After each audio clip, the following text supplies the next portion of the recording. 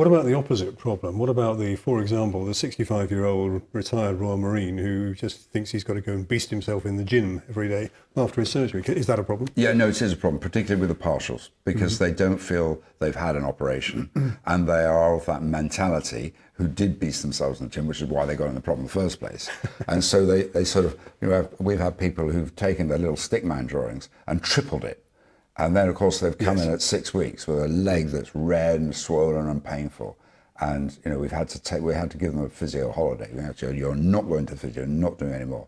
It actually takes quite a long time to get them back. So there's this, if you like, this idea of ramping up people's rehab rather than just nailing it. And of course, most of your people will know that this no pain, no gain thing is just out of fashion now. We shouldn't be doing that. We use discomfort as a guide. So I'm quite happy because people say, how far should I walk? What's the rule about walking? Should I do a quarter of a mile every Friday, whatever? But the answer is now what I say to them is, look, discomfort is, you'll listen to your knee, okay? Your knee will tell you when it's had enough and begins to puff up, get a bit tight, feels a bit uncomfortable. It's time to stop. What we don't want to do is have them over-exercise and think, gosh, I really, really pushed myself. And then for the next 2 days, they can't do any activity at all because their knee's hot and swollen. So again, ramping is the way to do it.